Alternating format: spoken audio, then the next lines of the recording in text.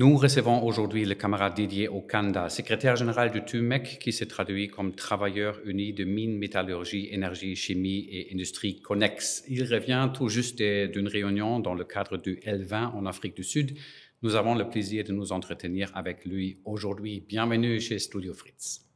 Merci. Dis-moi, comment est-il possible, malgré les campagnes des syndicats et les diverses déclarations du gouvernement congolais, il existe encore des mines où des enfants congolais sont contraints de travailler? Au fait, le problème qui se pose, c'est vraiment un problème de suivi. Si on peut parler en termes de textes, les textes, ils existent.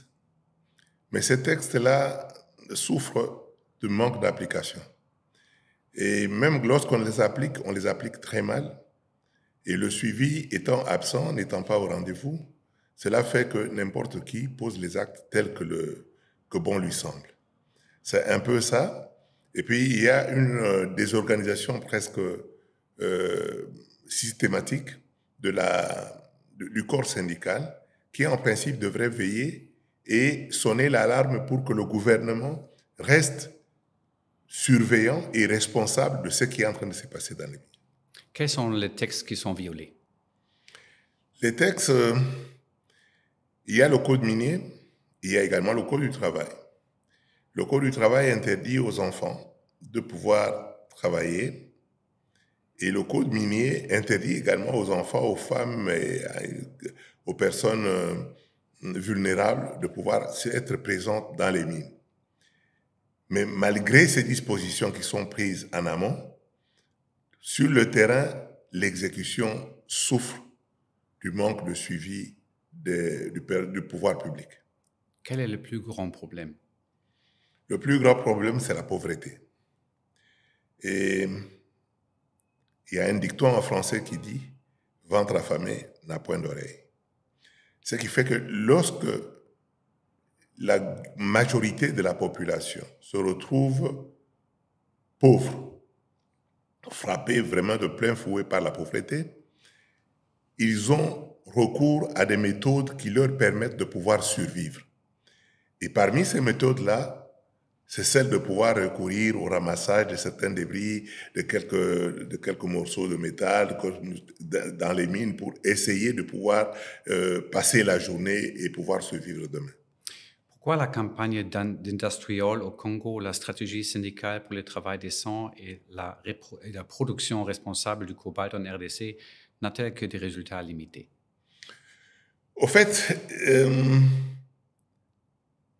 les résultats limités, c'est tout à fait normal qu'il y ait des résultats limités parce que nous sommes encore en cours.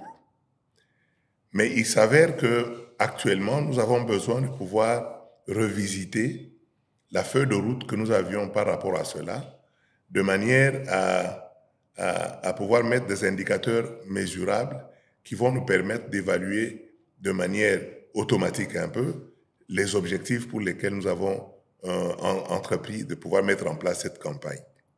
Cette campagne est essentielle. Elle est essentielle parce que il y a un conflit de termes à un moment donné. Je prends le secteur de l'artisanat, par exemple. Vous avez des gens qui travaillent. Pour nous, les syndicalistes, ce sont des travailleurs. Parce que lorsque nous faisons l'analyse sur le terrain,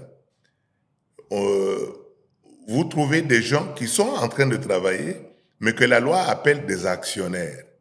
Mais lorsqu'on entre dans l'analyse de comment se font les choses sur le terrain, vous sentez que ces gens-là sont des sujets d'un individu ou d'un groupe d'individus et ils travaillent à la sorte de ces gens-là qui leur donnent rien qu'à manger, peut-être, et un petit rien, et tout le revenu revient à ce boina, comme nous les appelons ainsi, et qui tirent tous les dividendes de leur côté. Et ça pose un problème. On est dans une relation verticale de travailleurs et employeurs plutôt que d'être dans une relation horizontale d'actionnaires. Donc, il y a un problème de conflit. Dans le code minier, les exploitants artisanaux sont appelés des actionnaires et qui doivent s'organiser à travers ce qu'on appelle les coopératives. Mais lorsque vous allez sur le terrain, vous faites l'analyse de ce qui se passe, vous vous rendez compte que la coopérative n'a rien de coopérative, c'est plutôt un individu qui s'improvise parce qu'il est un peu plus nanti, il a un peu plus d'argent, et c'est lui qui s'achète le travail que les autres sont en train de faire. Mais parce qu'il achète le travail, ça signifie que la relation s'inverse. Au lieu d'être horizontale, elle devient verticale. Et à ce moment-là, nous pensons qu'il y a lieu de pouvoir repenser, revisiter cette loi pour essayer de remettre ces pauvres exploitants dans leurs droits. Quelle est votre stratégie maintenant? La stratégie, c'est que nous sommes en train de travailler avec les artisans miniers. Au fait, nous avons éclaté en 3. Nous travaillons avec l'État, nous travaillons avec les industriels, mais nous travaillons également avec les artisans. Pour les artisans, en relation avec ce que je viens de dire tout à l'heure, nous sommes en train d'entrevoir, de pouvoir pousser le gouvernement, le pouvoir public, à pouvoir donner les zones, on les appelle les ZEA, zones d'exploitation artisanale. Parce qu'aujourd'hui, il y a même un conflit entre ces artisanaux-là et les industriels, parce qu'eux, ils vont toujours grignoter à côté des terrains, des carrés des industriels. Alors que la loi prévoit que pour ces exploitants artisanaux, il faut leur donner des zones d'exploitation artisanale. C'est chose que le gouvernement n'arrive toujours pas à faire. Le gouvernement arrive à pouvoir créer des carrés miniers pour les individus qui sont les plus nantis, mais pour les petits exploitants qui veulent survivre du jour au lendemain, eh bien, les zones d'exploitation ne sont pas apportées et ils sont en train d'hypothéquer pratiquement leur vie pour aller entrer clandestinement dans des carrés miniers où ils peuvent se faire tuer ou bien où il peut y avoir même des éboulements parce que les normes d'exploitation ne sont pas respectées dans ces endroits-là. À un moment ou l'autre, ici comme ailleurs, pour faire évoluer la situation de vie, vous avez besoin du gouvernement. Quelles sont les relations entre les syndicats et le monde politique au Congo? Au fait, dans le cadre du dialogue social, il existe quand même des relations entre les syndicats et le gouvernement. Ce qu'il y a à déplorer, c'est que généralement le contenu du dialogue en question ne répond pas aux attentes du grand nombre. Et nous pensons qu'il y a lieu, encore une fois, de pouvoir repenser comment ce dialogue doit être mené. Nous avons une confusion, bon, à mon sens, ça n'engage que moi. Au Congo, nous avons des syndicats professionnels, nous avons des syndicats d'entreprise, nous avons des unions, mais ces catégories-là ne sont pas mentionnées. Ce qui fait que dans le lot de 700 ou 800 syndicats existants, les 12 qui arrivent en ordre utile par rapport au suffrage ou bien aux élections syndicales, ce sont ces 12-là qui forment ce qu'on appelle l'intersyndicale nationale. Maintenant, quel est le danger dans ce système? Le danger, c'est qu'on se retrouve parfois avec des syndicats qui se suivent, mais qui ne représentent que 2, 3 ou 4 secteurs. Et les autres secteurs sont laissés pour compte. Nous, ce que nous sommes en train de conseiller au syndicat TUMEC, c'est de revoir avec le partenaire État cette notion de représentativité, de manière à faire en sorte que tous les secteurs puissent être représentés. Je vais prendre l'exemple, par exemple, je viens de George, en Afrique du Sud, où je suis allé pour le compte de L20, Labor 20, qui est une réunion qui se tient toujours en marge du G20, les 20 nations les plus puissantes, dit-on. Mais si nous sommes allés là-bas, moi personnellement, je suis allé sur une invitation conjointe de DGB de l'Allemagne et de COSATU d'Afrique du Sud. Et nous sommes arrivés là-bas. La réunion a été principalement pilotée par qui? Par les 4 fédérations sud-africaines. Et ces 4 fédérations sud-africaines, quand vous voyez le contenu des matières qu'ils sont en train de développer, vous sentez que ce sont des matières qui couvrent l'ensemble des secteurs, l'ensemble des travailleurs. Chez nous, ce n'est pas le cas. Et là, c'est là qu'il y a d'abord un challenge. Il faut d'abord qu'on puisse réorganiser le mouvement syndical dans le pays, de manière à permettre à ce que la voix de chaque travailleur puisse être entendue. Parce que là, il y en a qui crient, mais dont le cri n'est jamais entendu. Nous allons parler de L20, G20 tout à l'heure, mais peut-être une autre question d'abord. Les idées progressistes sont une chose, les motivations individuelles l'autre.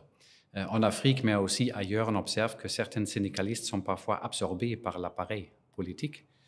Donc après un tel changement, même un syndicaliste radical ou idéologiquement engagé devient un rouage docile du ministère du Travail ou des Mines. Ces anciens collègues sont-ils des traîtres? Traître, le mot n'est pas de moi, mais je crois que c'est l'inefficacité dans notre approche de pouvoir mener ce travail.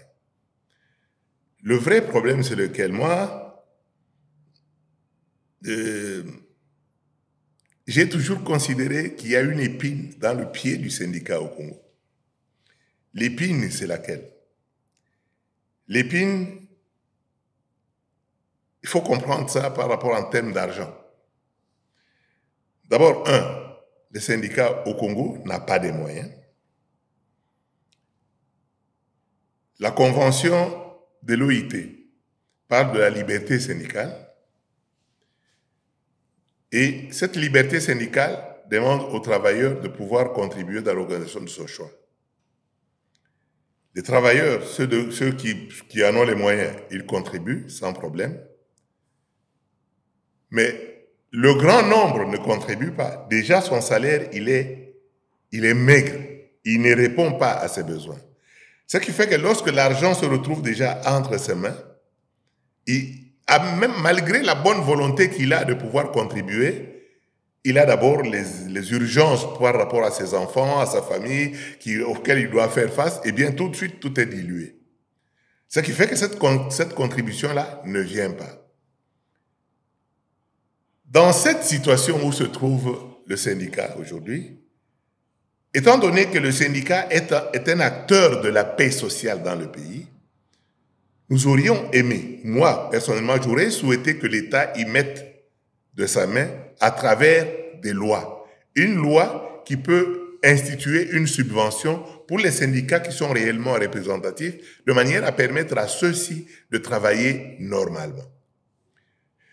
Chose qui n'est pas faite. Et comme à travers tout le monde, on assiste à la création de beaucoup de syndicats, que nous appelons parfois des syndicats jaunes. Il n'y a pas que l'État qui bafoue un peu l'action syndicale, mais il y a aussi l'employeur en face. Lorsqu'on sent qu'il y a un syndicat qui vient avec des idées progressistes, des idées d'avancer vers l'avant, de pouvoir constituer un pouvoir social qui permet de pouvoir prendre en charge nos revendications, eh bien tout de suite, eux, parce qu'ils ont les moyens, ce sont des capitalistes, ils mettent leurs moyens à la disposition de X ou Y pour qu'ils créent un syndicat. Et comme le syndicat au pays est devenu un truc, je ne sais pas, d'argent, avec un tricot, on achète la conscience, avec un képi, on achète la conscience. Vous, parce que vous ne pouvez pas donner ce tricot, vous ne pouvez pas donner ce képi, eh bien, les travailleurs oublient que vous êtes en train de travailler pour eux, ils mutent vers là où on est en train de leur tendre un appât. Et en allant là-bas, ils tombent dans un piège. Après, lorsque ça ne va plus, ils reviennent vers vous pour dire non, on n'avait pas compris, et ainsi de suite. Donc, tout ça, ça ne facilite pas l'action syndicale dans le pays. Ces luttes sont en grande partie locales, mais y a-t-il quelque chose que les partenaires internationaux peuvent faire pour vous soutenir? Oui. Déjà, moi, je dis merci déjà à la Fondation FES qui nous aide à pouvoir réaliser certaines choses. Ça, c'est très important parce que même pour tenir une réunion syndicale, ça pose un problème. Même pour essayer de déplacer les délégués syndicaux, vous connaissez déjà que notre pays, c'est pratiquement un sous-continent et qu'il n'y a pas de route, il n'y a pas de train. Tout se fait par vol aérien. Et les vols aériens, le prix d'ici pour aller, je ne sais pas où, peut coûter le prix d'ici pour aller à Berlin. Donc, ce sont des défis qui se posent à nous.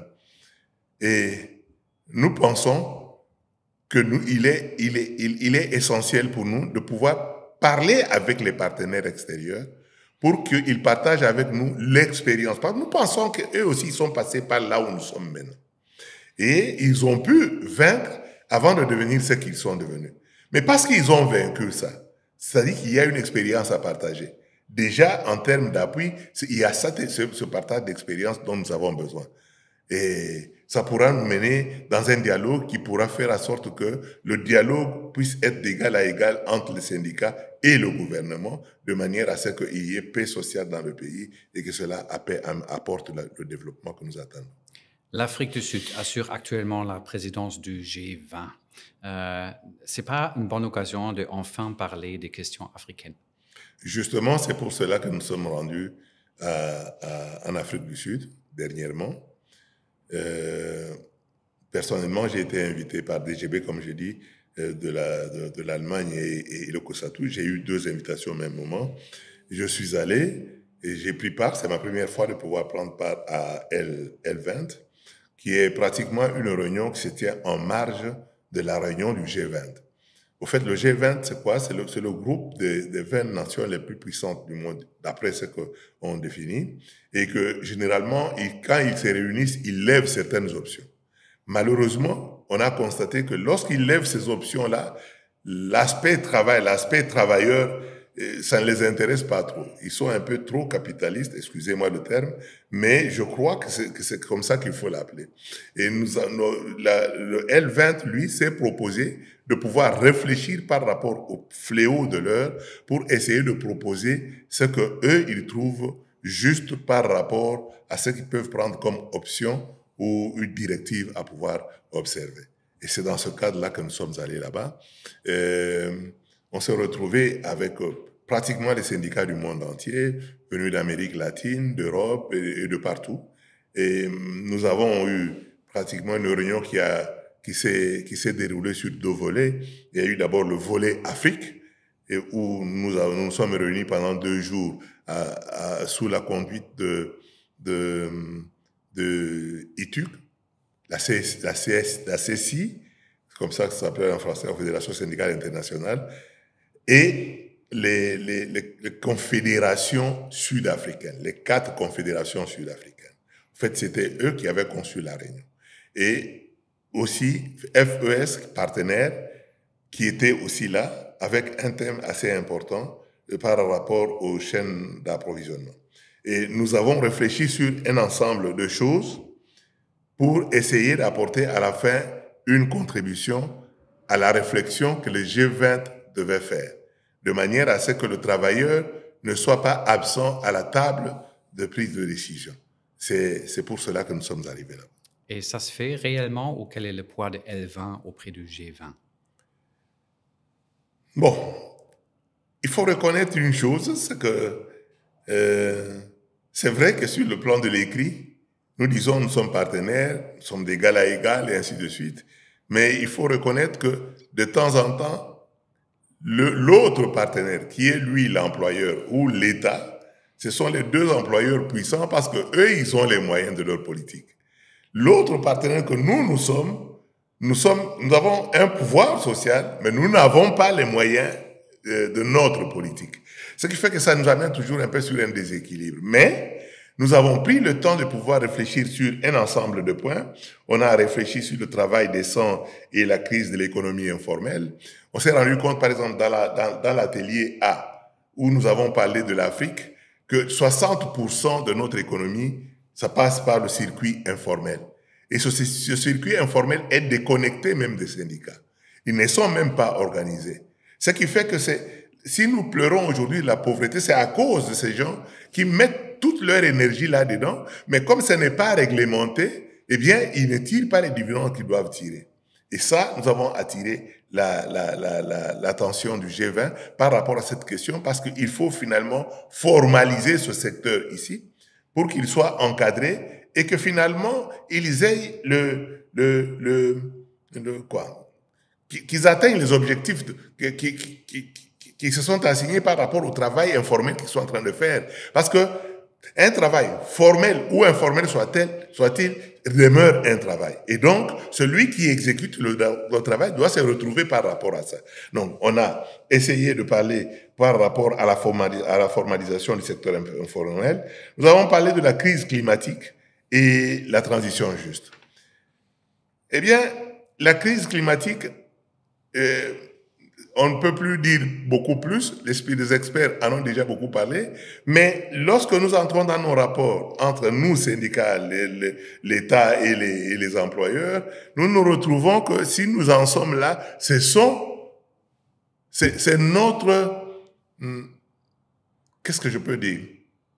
C'est notre comportement qui a conduit à ce qu'il y ait réchauffement climatique aujourd'hui.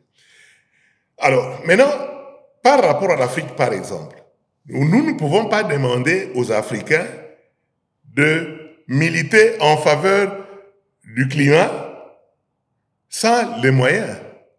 Parce que le pygmée qui se retrouve dans la forêt équatoriale là-bas, lui, il ne vit qu'à cause des arbres, de ceci, de cela, de cela. Et puis vous lui dites, non, ne coupez plus les arbres, ne faites pas ceci, mais en contrepartie, il n'y a rien qui est donné. À ce moment-là, ça pose un problème.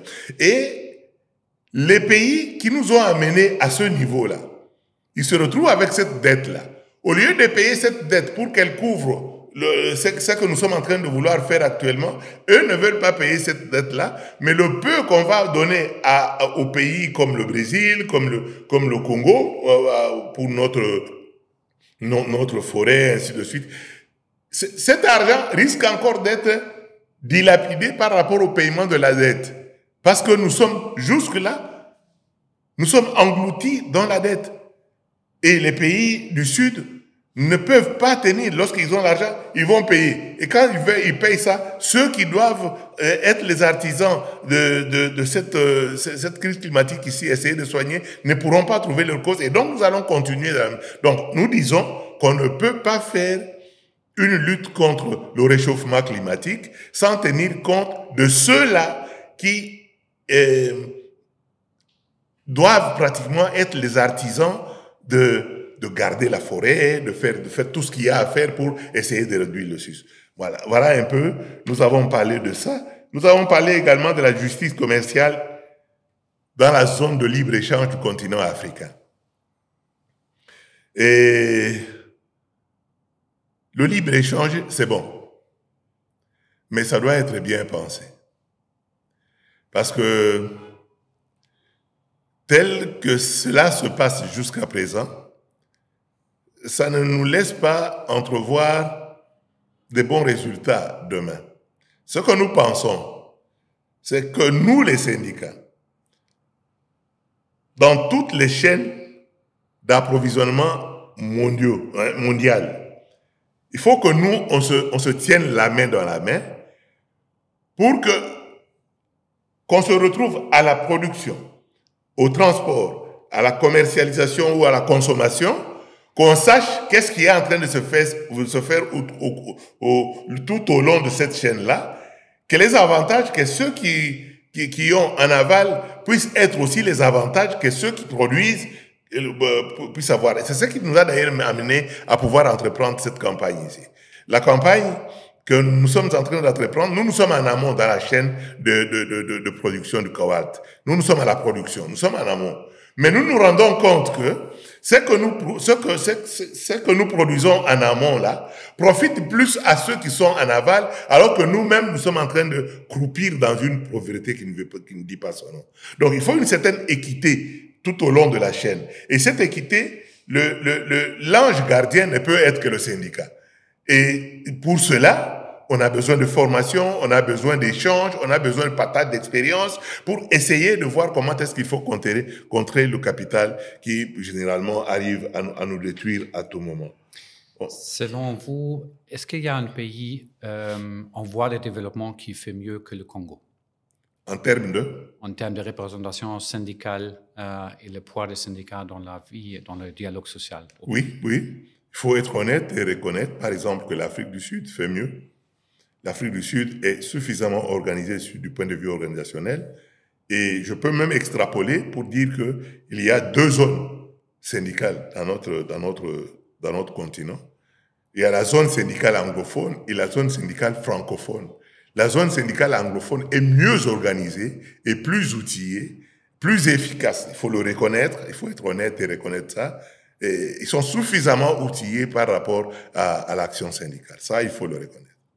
On doit malheureusement conclure bientôt. Dernière question, peut-être concrètement, que faut-il faire en 2025? Ce qu'il faut faire, c'est que nous devons nous faire pionniers, ou pas pionniers.